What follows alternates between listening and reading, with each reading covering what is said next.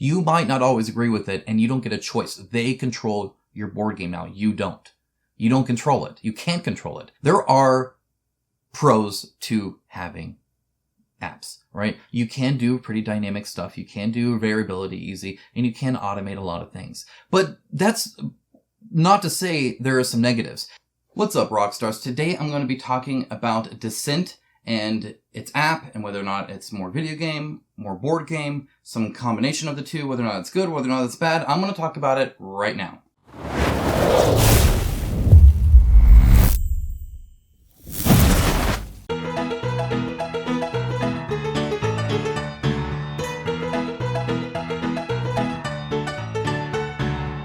As always, I'll start with a quick shout out to my YouTube members and patrons. Without their financial support, much of this channel would not be possible. I refuse to take money from any of these board games because I am reviewing them and I don't want to have any kind of conflict of interest in that regard. So thank you so much for making that possible. If you'd like to become a member of either of those, link in the description below. Otherwise, there's an Amazon link you can use, merch link, even a like, a subscribe, a comment. All of that is helpful and supportive, and I thank you for it. All right, let's go ahead and dive in.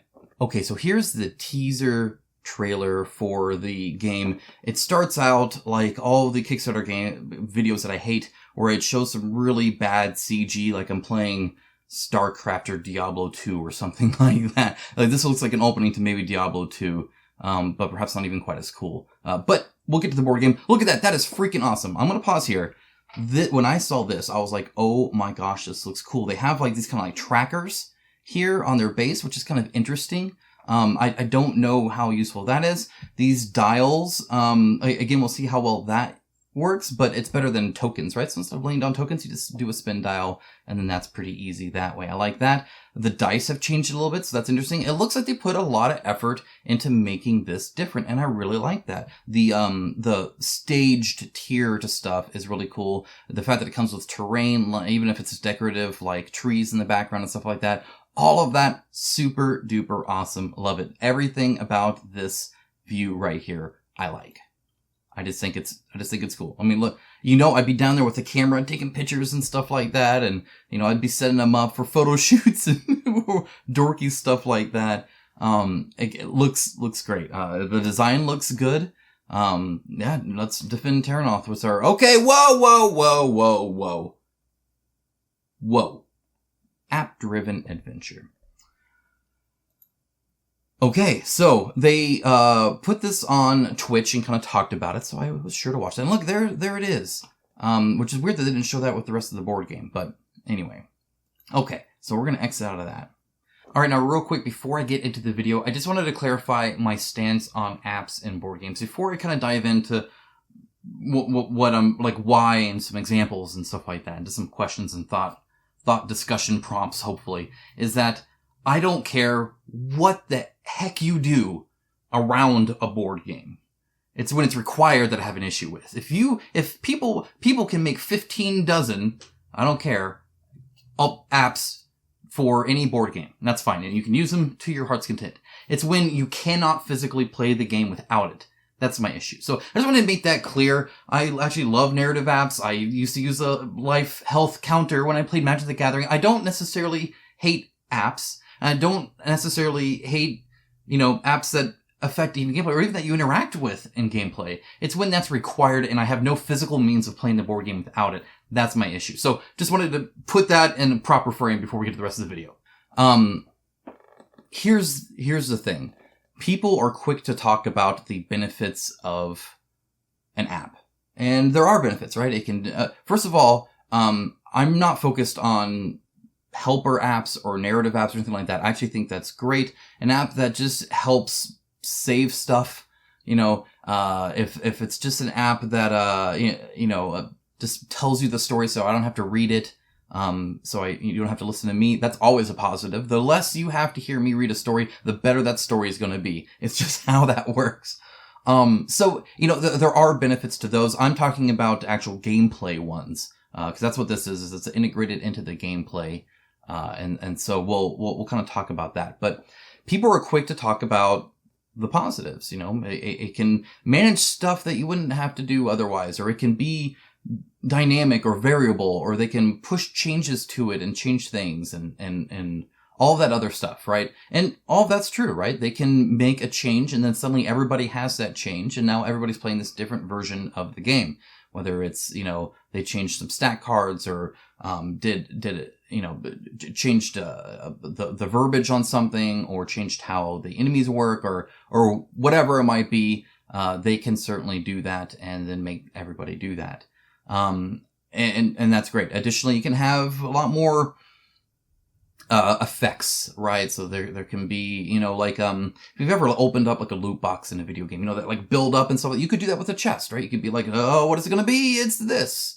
You can do that kind of stuff as well, of course.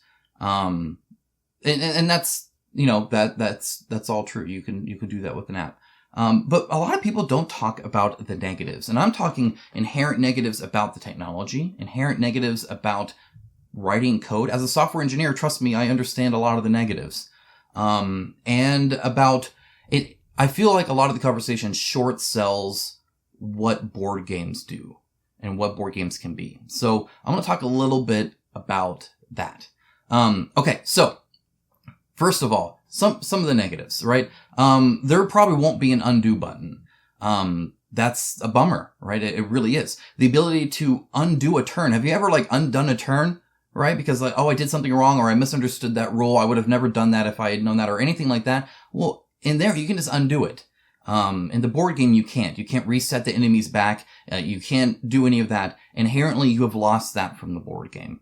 And this has nothing to do with whether or not the app's awesome or not, or this is just real life, right? I'm not thinking hypothetically here. I'm talking this is what you get. This is the apps that they make. An undo button would be kind of hard. You got to start keeping track of everything that does, right? We as people can just have memory, but that guy was there and that guy was there. He wouldn't have that armor set and, he would have not gotten that buff there. And, you just undo the damage, all that.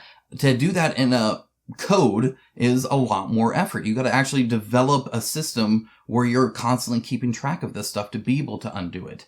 And it kind of has to be integrated in there. In fact, adding it after the fact is going to be much harder than if you just developed it and architected it around that. So I can understand not adding it afterwards, but that's also kind of the thing. So that's a real life thing. But let's talk more. So I got Reichbusters right there. And within a week of getting it, it seemed it was a couple weeks. They had an errata and an FAQ and all this kind of stuff that they released, in PDF form and digitally and all that kind of stuff that allowed us to change how we did noise rolls, especially when it came to looting and stuff like that. So now you would roll and just flip over all the tokens, and there were a few other changes that they did. If they had to code that in and do that, the feedback of it came when people started really playing. In other words, after delivery. It wasn't something like a day one patch in a video game sense or an app sense where they already knew about the issue and kept working on it and fixed it by the time it got to you. This is, people aren't liking this. Oh, well, we can have it work this way. And in fact, we like that. It fits our vision more. Let's do that instead. That would have taken a long time. It would have not come out right away. It's very much quicker to write some words on a PDF and send it out than it is to integrate code logic, especially changing of functions and methods and AI and all that kind of stuff, just to change how the noise roll works. It's a lot more effort. And anything you hotfix can introduce bugs. In the video game world, it is often that you will see a negative review of somebody who said that they hit a bug and either they could not progress, like it broke and they wouldn't spawn the quest NPC, or they couldn't select an option or something like that, or actively overwrote and deleted their save files. It happens. It's happened to me from time to time. It's not common, but it can happen. So any digital game that is required to run with a board game has a potential to completely delete your campaign. It's just how things work. It's a matter of fact. It's a numbers game. I'm not saying it's going to happen very often, but it is possible. That can definitely happen. Or more likely you get in a situation where you're broken and then you can't play the game until somebody fixes it, or you restart and try to do that, which again, there's not always a restart. In fact, a lot of these maybe don't even support multiple play sessions. So when I played Descent, I had a play session with my family, my direct family here, my kids and my wife, and then I had an extended one where I had friends and family in it as well. So 2 different campaigns running at the same time. And that won't always be supported. It just depends on kind of the whims of the app developers and the company behind it. Additionally, I could still buy Descent 1 and play Descent 1, or I could buy and play Descent 2. Oftentimes in the video game world, especially because of the support and the continued support to continue to bring this app for this descent onto new versions of Android and new versions of iOS. To do that, you have to spend development time, and developers are expensive. And so often what you want to do is you want people to buy your latest and greatest. So if a new edition comes out, oftentimes an old edition is dismissed. That just happens in the video game and app world a lot. If there's an old version of it, you don't support it, you get rid of it. Either it gets broken eventually by just technology changing over time, or it gets broken because they flip off the switch and say, we're no longer, doing this. If you want to play it, buy our new version. Again, anything that has a digital app that's required is a ticking time bomb. There are sometimes passionate stuff that can get around. There's whole MMOs that have had emulators being made and stuff like that. Though the scale of video game players is a lot more than board game players. So the amount of people passionate enough to develop that is a bit more. And of course there's legal rights too, right? And those get shut down all the time. So just because you could maybe fake the app and do a fan supported version of it doesn't mean that Fantasy Flight Games or Come On or whatever company wants to do this doesn't then shut you down and say, no, actually you can't. That's our stuff. So there's that multitude as well. Essentially you will have a limit. I have Hero Quest sitting out there from 1989. 1989. And it's still playable. If that had been an app with 1989's technology, can you imagine what the technology is going to be like 30 years from now? The APK you downloaded on your Android phone won't matter. It just doesn't work that way. Technology doesn't work that way. I hope to God that we're not still doing this stuff in 30 years. Now, I'd like to take a quick moment to take a break from the video and talk to you about my sponsor, Skillshare. There will be a time slot below, so if you cannot stand even the smallest of ads, then you can for sure skip it. But I am interested to actually tell you about how I've been personally using it. So I saw a lot of ads on other channels for Skillshare and all these other companies, and I never really took the plunge. And I can honestly say I'm glad I did for Skillshare. I really am. When they reached out to me, I did some research, and they seemed pretty good, and I started, looking at some videos, and I ended up looking at more videos and more videos and more videos. And I found it really useful in my life, especially my busy lifestyle. So I run a full-time job, and then I have this almost full-time job here on YouTube, and I have a family with 4 children and a wonderful wife, and I stay incredibly, incredibly busy.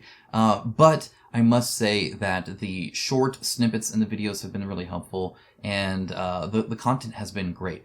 Obviously, there is a link down in the description below. The first 1,000 people to follow that link will get a free trial to Skillshare Premium, so be sure to take advantage of that. Even once that trial runs out, if you don't cancel and you wish to continue, which I suspect you actually will if you actually use the site, it's very useful, then it's less than $10 a month, which is actually quite reasonable, I found out. A lot of these training sites that I belong to, like through work, something like that, cost a lot more than that. So that's really nice to see. Anyway, as I said, I have a very busy lifestyle, and if you're anything like me, you work a lot, you play a lot, you do a lot of stuff, and if you're anything like me, you might be a little on the heavier side. And it's not so much that I want to be super healthy or anything like that. I just want to have energy. I find that with, working so hard and the lack of sleep and the mental tax on everything, and I just don't have the energy. And so I don't feel fit. And to the point where, the moment I think that I don't want to go upstairs to, look at my 3D printer or something like that, I feel like I might need to change something. And so what did I do? I went to Skillshare and I searched. And literally it was so easy, and I found the perfect thing for me. I'm going to go ahead and link directly to this Skillshare as well. So if you already remember, if you've already clicked that link, or if you just want to navigate there easily, you can come back to the video and click this link to come to this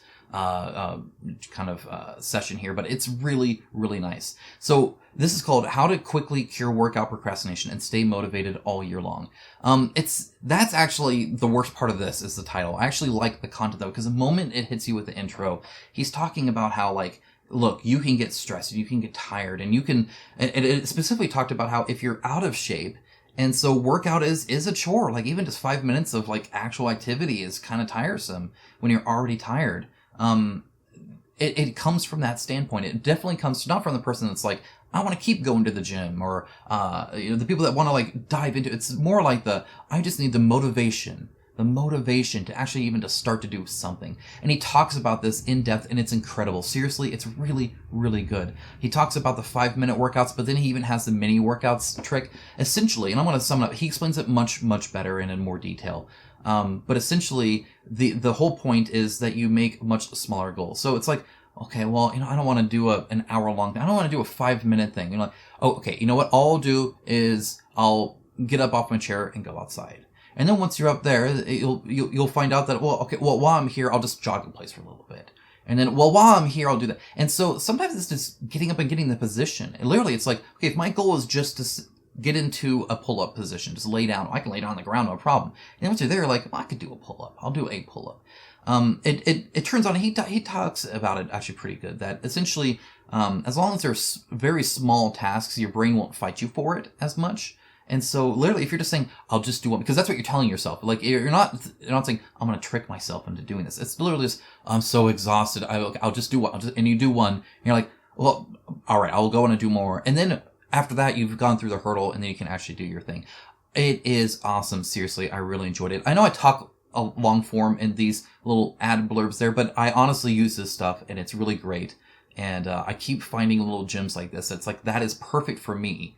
And hopefully maybe it's perfect for something for you. Or there's something of the thousands and thousands of videos they have on here. So again, there is a link below. Feel free to use that. It's totally free. Free trial, and you can cancel. And if you don't like it, that's fine too. But you could use it for free trial, watch this, and then cancel. But if you like the kind of stuff that you're seeing on Skillshare and you think it might be useful, it is actually pretty cheap. So thank you for them for sponsoring. Thank you for watching my ad blurb. And let's get back to the video. So the game is no longer permanent, right? There is a time limit where eventually you will not be able to play it. This is not a game you pass on to your kids. This is not a game that you reminisce about 3 decades from now. This is a game that you play until Fantasy Flight Games tells you can't anymore. Just how things work. Especially because companies, especially like Final Fantasy games and stuff, could be sold off, right? If Asmodee needs some money, maybe they sell it off, and then maybe this new company doesn't like it, and so they're going to shut it down. And no, we don't even like Descent, so we're going to focus our efforts on that. We don't want our developers focused on that. We're just going to deactivate that. There's all that kind of possibility. Okay, so you can do that. Dark Souls. Dark Souls is a game a lot of people didn't like. They felt it was too grindy. There's also a lot of people that house ruled Dark Souls to make it less grindy. In fact, if you go to BGG, you'll find plenty of house rules. There's a ton of very popular ways to modify and just make it to your tastes. And that's not possible in an app-driven game either. You have to play it exactly how it's coded, and there is no ifs, ands, or buts about it. There is 0 house rules. So inherently, you have this board game you can do less with. For instance, sometimes I want to play Zombicide, right? And I want to add the second version of the spoiler. So I have Zombicide Invader, I have 2 spoilers, and technically he comes with more cards so that they spawn more often. But I've done it where I just add the other model, so I have another one that could spawn, but the chances are still less. It's kind of a very nuanced thing, but I don't add the cards, just the model. If this was an app-driven game, I would not be able to do that. I could not play that way. It would not allow me. It'd be impossible. So inherently, again, you can just use this stuff less.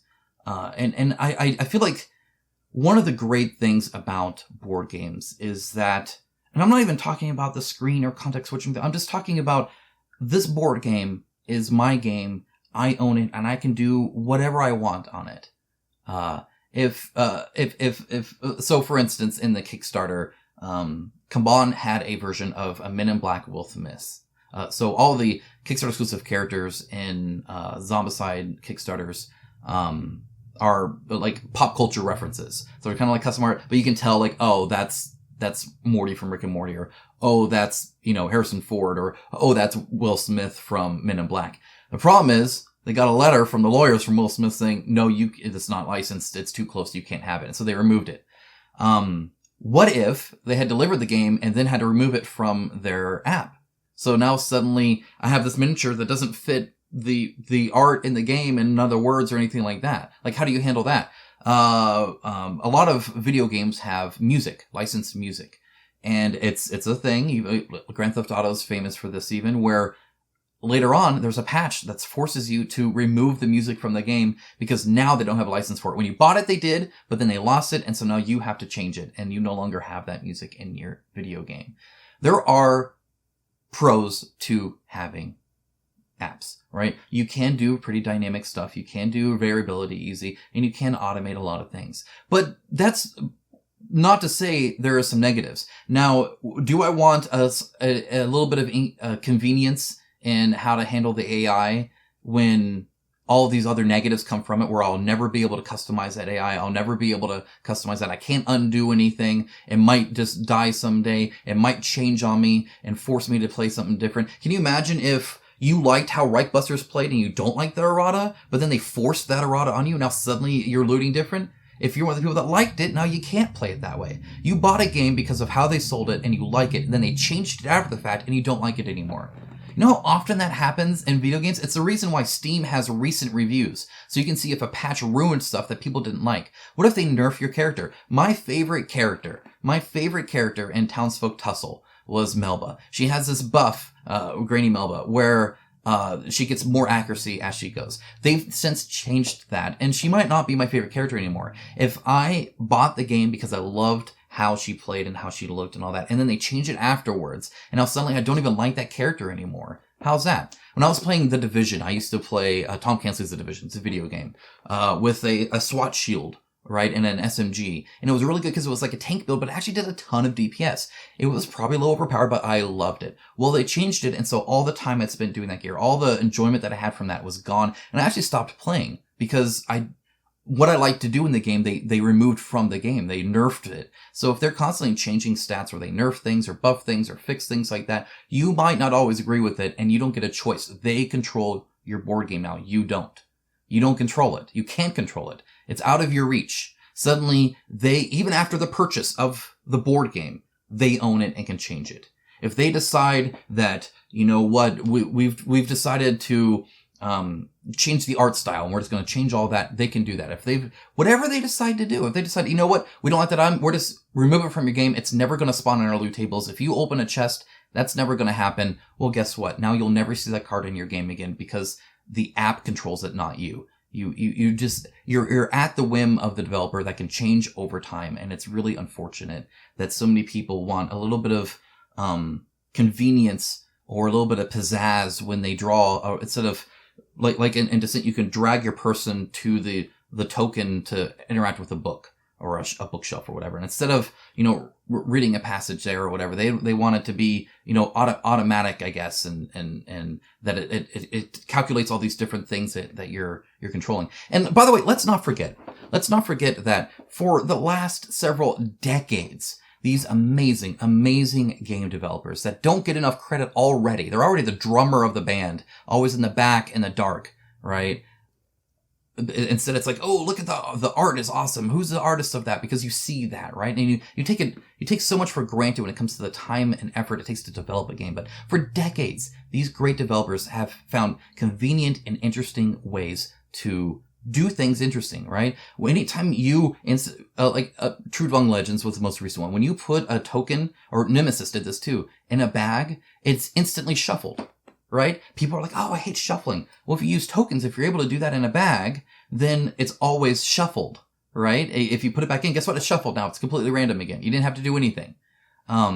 There's no shuffling of cards now. They got rid of that. Let's not pretend that you can't do advanced AI systems without an app. I think Kingdom Death Monster would probably disagree with you. I think Oathsworn would probably disagree with you. I would think all these boss battler games whose whole thing is these advanced AIs where each enemy feels different and reacts to what you're doing differ. They do it, right? And so when I hear that the Descent app keeps track of your decisions, and I think, shoot, didn't I play Alien Trespass Odyssey where they just had me mark little things and then based off what was marked, they would change? Oh, that's right. That exists in an analog form. You don't have to have an app for that. You don't have to have an app for that. If you want to offer an app for that for people who don't want to mark C1 when playing Alien Trespass Odyssey, that's fine. But then I can mark C1. You can't control or change what C1 was. You can't change how somebody reacts or something like that. You can't do any of that because I still have control of my board game. And it's not like marking C1 is hard. Didn't Tainted Grail do a narrative game that depended on who did what and where you went and what decisions you made? It's almost like people forget that these board games exist that do exactly what the app's doing. Pretending to think that dragging your person to a chest and telling the app to loot it and it's showing me a card is any different than drawing a card or drawing a token. It's not any different. It's the same thing. It's a random thing. Now, they could change what's in the cards, but they could also change what's in the cards, and you might not like that. And where's the line drawn? I guess is another thing I want to kind of point out here. If it's convenient that they can change the loot variables, they can change the loot, then why does Descent have hero cards? Why not make those digital?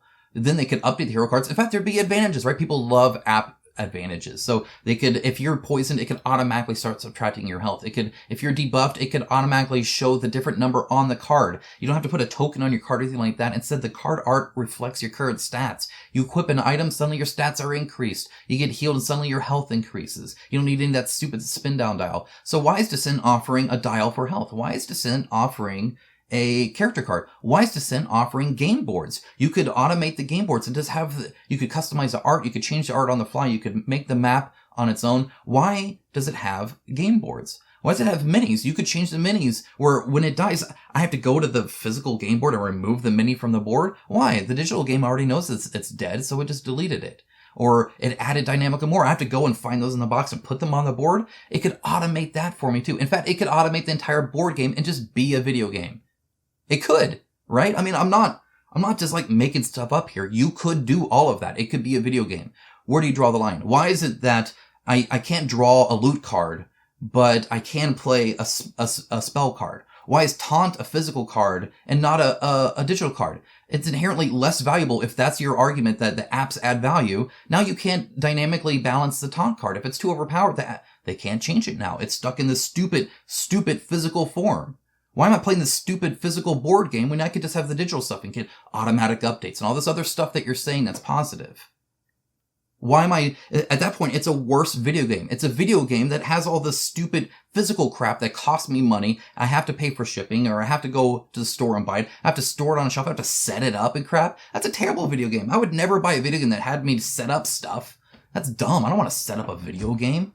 I don't want to move physical characters in a video game. I want to just tell it to go there and tap, like a mobile game. Just tap and have my digital character go there. Why do I have a mini? That's dumb. Minis are stupid. Cards are stupid. Game boards are stupid.